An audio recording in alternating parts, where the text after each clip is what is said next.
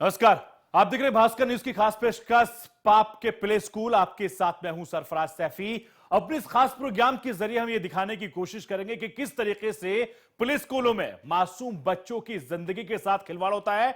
हम खुलासा करेंगे कि आपकी छोटी छोटी मासूम बच्चियां इन प्ले स्कूलों में महफूज नहीं है। हम ये दिखाने की कोशिश करेंगे कि आखिर होता क्या है इन प्ले स्कूलों में।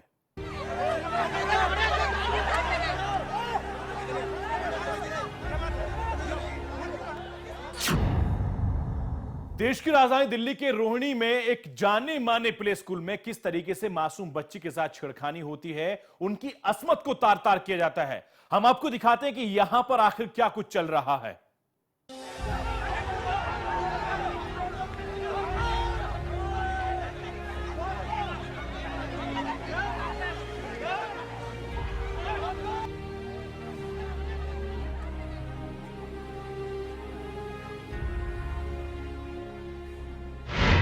प्ले स्कूल में हैवानियत, बच्चियों के साथ घिनौनी हरकत, गुस्से में माता पिता। जस्टिस चाहिए, आज जस्टिस लेके रहेंगे, ये पुलिस वाले भी निकल। दिल्ली की सड़क पर दिखलाई पड़ रहे गुस्से में ये लोग अपनी छोटी बच्चियों के साथ हुई घिनौनी हरकत से बहुत नाराज हैं।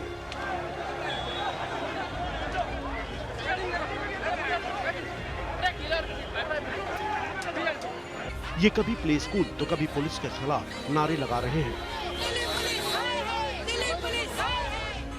इनका आरोप है कि रोहिणी सेक्टर 9 के जिस टोडलर प्ले स्कूल में इनकी 2.5 से 3 साल के बीच की मासूम बच्चियां जाती थी, वहां उन्हें जिंदगी भर न भूलने वाला जख्म दे दिया गया है।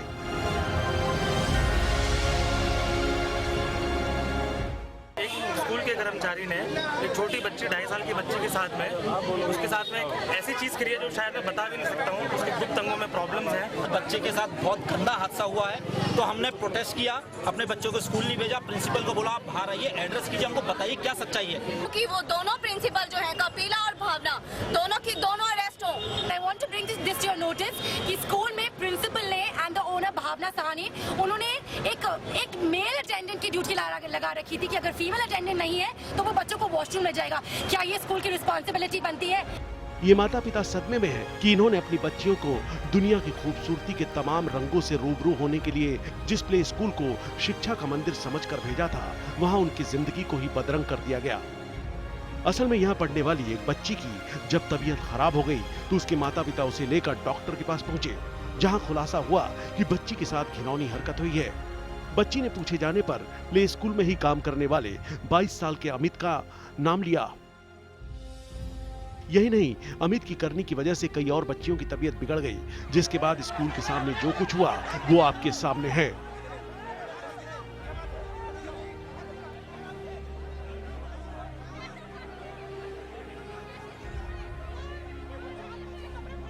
बच्चियों के माता पिता स्कूल प्रबंधन और पुलिस से आरोपी को कड़ी से कड़ी सजा दिए जाने की मांग कर रहे हैं। जस्टिस चाहिए, आज जस्टिस लेके रहेंगे, ये पुलिस वाले भी निकल। प्रिंसिपल को कॉल किया है कि आप आइए बाहर हमें आंसर दीजिए, बट वो नहीं आ रही है। प्रिंसिपल से और स्टाफ से हमें कोई आंसर नहीं। पुलिस भी इस मामले को दबा रही है। तो वहीं स्कूल प्रबंधन कैंपस में किसी भी तरह की घिनौनी हरकत से इनकार कर रहा है। स्कूल प्रबंधन खुद को भी बेकसूर बता रहा है। स्कूल की प्रेमिसेस में तो कुछ ऐसा नहीं देखा, क्या पता कहाँ हुआ क्या है। मैं पेरेंट्स के साथ है, कानूनी कार्रवाई गलत नहीं हुई है। अगर स्कूल से बाहर उसने किया है तो वो गलत है, उससे गलत से अंदर नहीं है।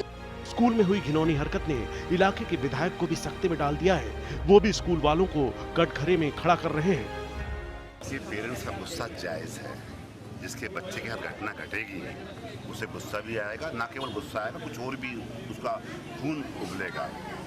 जैसे ही मुझे खबर मिली, यहाँ के पेरेंट्स ने मुझे बताया, मैं यहाँ पहुँचा। सारे एपिसोड को देखकर लगता है कि यहाँ पर बच्ची के साथ गड़बड़ तो हुई है। ठीक है, मैं वार्निंग दूंगा, उसके बाद मैं बताऊंगी कि आप क्या करने वाले। ठीक है, इधर रुको। अभिभावकों के गुस्से की वजह से पुलिस के भी हौसले पस्त हो गए और उसने आरोपी को गिरफ्त में लेते हुए अपनी जांच शुरू कर दी है। लेकिन बड़ा सवाल यह है कि जब प्ले स्कूल में ही बच्चियां सुरक्षित नहीं हैं, तो फिर किस पर भरोसा किया जाए। हर्षित, भास्कर न्यूज, दिल्ली।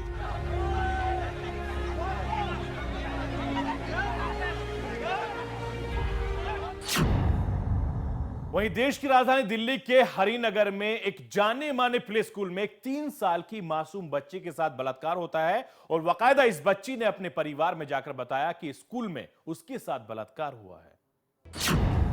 घिनौना, वाहियात, बेहुदा, शर्मनाक। दिल्ली के हरिनगर में भी जब एक प्ले स्कूल में हैवानियत की जानकारी अभिभावकों तक पहुंची तो उनका भी गुस्सा फूट पड़ा।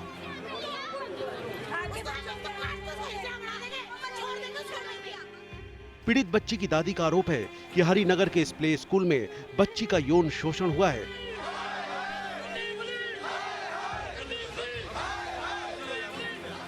जिससे बच्ची की तबीयत पिछले 3 दिनों से खराब थी। बच्ची ने अपने घर वालों को बताया कि स्कूल में काम करने वाले एक शख्स ने उनके साथ घिनौनी हरकत को अंजाम दिया है। बिलट जा रहा, मगर ये क्या हुआ? तो फिर वो कहने लगी ऐसे ना स्कूल के भैया ने ऐसे।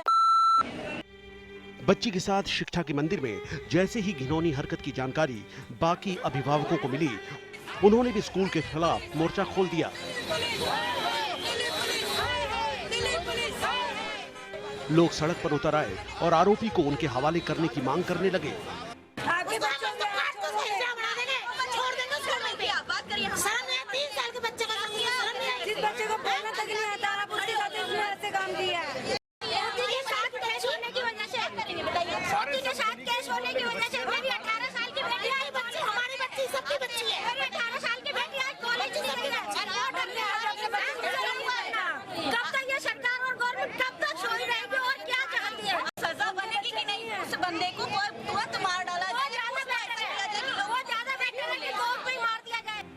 आक्रोशित लोगों को समझाने में पुलिस को भी खासी मशक्कत करनी पड़ी। पुलिस ने आरोपी को गिरफ्त में लेने का भरोसा दिया, जिसके बाद गुस्साए लोग शांत हुए। दिल्ली हो या देश का कोई अन्य हिस्सा, अब प्ले स्कूल में बच्चों के परिजनों को डर लगता है। हर दिन कहीं न कहीं छोटी उम्र की बच्चियों के साथ वारदात सामने आ रही है। कभी छेड़छाड़, तो कभी रेप, तो कभी उनके साथ मारपीट तक की जाती है। नासमझ बच्चियां दरिंदों के नापाक मंसूबों को नहीं समझ पाती, जिससे दरिंदे फायदा उठाते हैं। लेकिन बड़ा सवाल यह है कि प्ले स्कूलों में लगातार बच्चियों के साथ वारदात के बाद भी महिला की जगह किसी पुरुष को नौकरी पर क्यों रखा जाता है? वैसे भी देखा गया है कि बच्चियां पुरुष स्टाफ से असहज नजर आती हैं। दिल्ली के प्ले स्कूल अब आपके नौनिहालों के लिए सुरक्षित नहीं रहे हैं। दिल्ली के 2 अलग-अलग स्कूलों में मासूम बच्चों के साथ छेड़छाड़ के मामले ने मानवता और दिल्ली को शर्मसार कर दिया है। लेकिन सवाल खड़ा होता है कि आखिर मासूम बच्चे कैसे महफूज होंगे? वीडियो जर्नलिस्ट परवीन के साथ पारुल भाटी, भास्कर न्यूज, दिल्ली। देश की राजधानी दिल्ली में ही नहीं बल्कि देश भर में ऐसे तमाम प्ले स्कूल हैं जहां पर मासूम बच्चों के साथ शोषण किया जाता है। हम आपको दिखाते हैं आंकड़ों के जरिए कि आखिर देश में कहां-कहां इस तरह की घटनाएं होती हैं।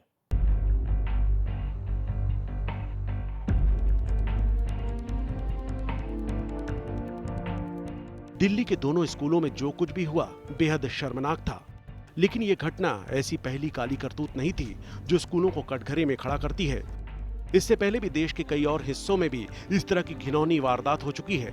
लेकिन सबसे ज्यादा जिस घटना ने पूरे देश को हिला दिया वो घटना थी जुलाई में बेंगलुरु के एक स्कूल में 6 साल की बच्ची के साथ रेप की वारदात। उस वक्त देश के कई बड़े शहरों में हंगामा मचा, विरोध प्रदर्शन हुए, लेकिन नतीजा सिफर ही रहा। ऐसा कोई भी कानून नहीं बनाया गया जो स्कूलों में छोटे बच्चों के साथ होने वाली यौन हिंसा से सुरक्षा दे सके। इतना ही नहीं, जिस स्कूल में यह घटना हुई थी उस पर लगा प्रतिबंध हटा दिया गया है। क्या इस बात की जरूरत नहीं थी कि उस स्कूल पर सख्त कार्रवाई की जाती ताकि दूसरे स्कूलों को सबक मिलता और वो अपने स्टूडेंट्स की सुरक्षा पर खासा ध्यान देते? यहाँ ये सवाल भी खड़े होते हैं कि लगातार सामने आ रही ऐसी घिनौनी वारदात के बावजूद सरकार ने अब तक स्कूलों के लिए कोई सख्त कदम क्यों नहीं उठाए? स्कूलों में जिस तरह से मासूम बच्चों के साथ हिंसा और यौन हिंसा की घटनाएं सामने आ रही हैं, उसे देखकर लगता है कि देश में एजुकेशन से जुड़ी सारी संस्थाओं का समय समय पर निरीक्षण करना चाहिए और इस बात का खासा ध्यान रखना चाहिए कि स्कूल बच्चों के लिए महफूज हैं या नहीं। Bureau report, Bhaskar news.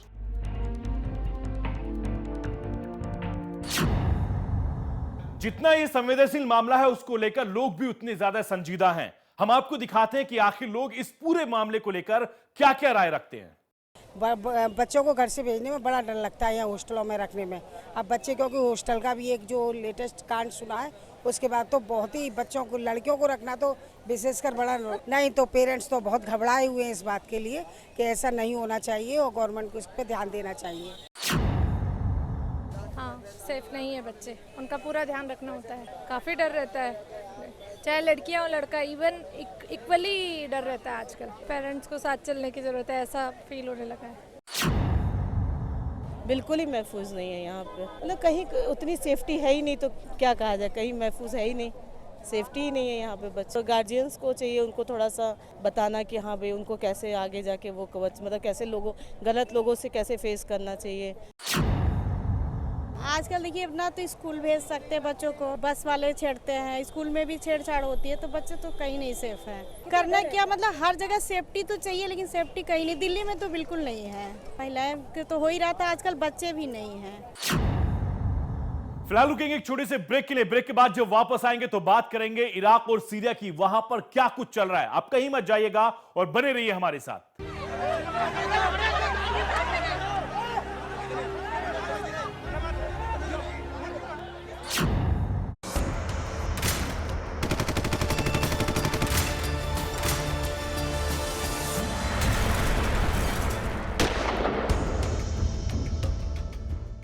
Iraq और सीरिया में जो हालात हैं उसको लेकर न केवल वहां के लोग परेशान हैं, बल्कि अमेरिका भी बहुत ज्यादा संजीदा हो गया है। किसी वक्त इनसे निपटने के लिए वो पूरी तरीके से तैयार है।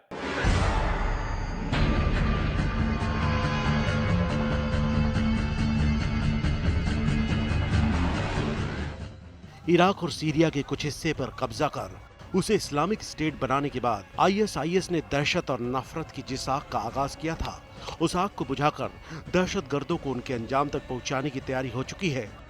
अब तक कूटनीतिक उठापटक में लगे अंकल सैम यानी अमेरिका ने आईएस के खिलाफ सीधी जंग का ऐलान कर दिया है और इस जंग में उसका साथ देने दुनिया के तमाम देश आ जुटे हैं। इस्लामिक स्टेट के खिलाफ होने वाली इस जंग का हवाई आगाज भी हो चुका है। अमेरिका, फ्रांस और ब्रिटेन समेत कई देश इस्लामिक स्टेट पर हवाई हमले शुरू कर चुके हैं। अमेरिका के नेतृत्व में आईएसआईएस को नेस्ता नाबूद करने के लिए चल रही इस जंग में यूरोपियन देशों के अलावा मध्य पूर्व एशिया के भी कई देश जंग में कूद पड़े हैं। एक और जहां इस जंग का मकसद अमन बहाली है, तो वहीं दूसरी ओर कुछ देश मध्य एशिया में होने वाले तेल के खेल पर भी नजरें गड़ाए हैं।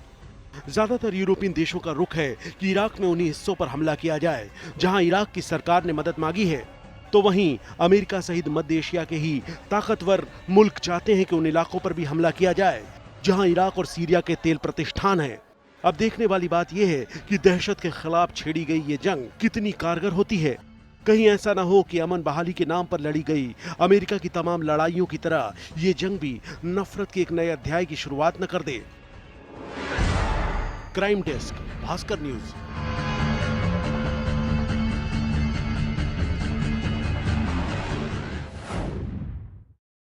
हम आपको तस्वीरों के जरिए दिखाने की कोशिश करते हैं कि किस तरीके से इराक में रहने वाले लोग खौफ के साए में अपनी जिंदगी जीते हैं। जिस तरफ नजर जाएगी उस तरफ हथियारों के बीच में लोग जीने को मजबूर हैं।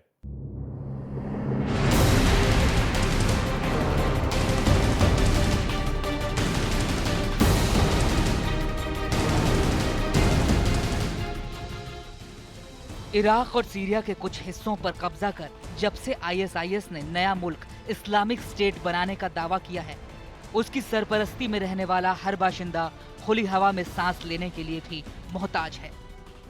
आईएस के जर्रे जर्रे पर बारूद की गंध पसरी है। आईएसआईएस के दहशतगर्दों ने ऐसा मंजर तैयार किया है कि उनका बस चले तो हवाओं का रुख भी अपनी मर्जी से तय करे। इस्लामिक स्टेट की हर सड़क, हर गली, हर चौराहे पर तैनात आईएसआईएस के हथियारबंद लड़ाके तो ऐसे लगते हैं जैसे दहशत को हर पल जिंदा रखना ही उनका मकसद है। उनकी नजरों की जद में आने वाली हर हलचल पर उनकी नजर रहती है। वो हर वक्त चौकन्ने रहते हैं कि कहीं कुछ ऐसा तो नहीं हो रहा जो उनके मुताबिक इस्लाम के खिलाफ हो। देखिए, जिस महिला ने इस वीडियो को चालाकी से तैयार किया है, उसके नकाब का कुछ हिस्सा खुला देख किस तरह दहशतगर्द ने उसका रास्ता रोक हिदायत दे डाली। हे सुनो, यहाँ आओ। तुम्हें सड़क पर लोगों के बीच बेहतर तरीके से पेश आना चाहिए। हमें तुम्हारा चेहरा दिख रहा है। ओह सचमुच, मैं दिल से माफी मांगती हूँ। शायद मेरे नकाब से आर पार दिखता है, मुझे माफ करिए। तुम्हें खुद को ढक कर रखने पर ध्यान देना होगा। अल्लाह उन महिलाओं को पसंद करता है जो खुद को छिपा कर रखती हैं। ठीक है, मैं समझ गई। ये तो हुई खुली सड़क पर घूमती महिलाओं के हालात की बात। अब आपको दिखाते हैं चार दीवारी के अंदर भी महिलाओं के हालात ज्यादा बेहतर नहीं हैं। ये तस्वीरें हैं इस्लामिक स्टेट की राजधानी राका के एक साइबर कैफे की। ऐसा लगता है जैसे ये कैफे खास तौर पर सिर्फ महिलाओं के लिए है। इसके बावजूद उनकी बेपर्दगी जरा भी मंजूर नहीं। इंटरनेट का इस्तेमाल करने वाली ये आधुनिक लड़कियां और महिलाएं हर वक्त बुर्के में रहने को मजबूर हैं। दहशतगर्दों की जद में आया सीरिया और इराक का कोई भी हिस्सा ऐसा नहीं बचा है जहां लोगों को अपनी आजादी को जीने की मोहलत हो, जहां खून ना बहा हो, जहां की फजा में मजलूमों की चीखें ना गूंज रही हों। अपने मजहब को बढ़ावा देने और जमीन के ज्यादा से ज्यादा हिस्से पर कब्जा करने की आदिम काल से चली आ रही इंसानी कोशिशें और हसरतें असल मायनों में मजहब को नहीं बल्कि इंसानियत के खात्मे को बढ़ावा दे रही हैं। Crime desk, Bhaskar news.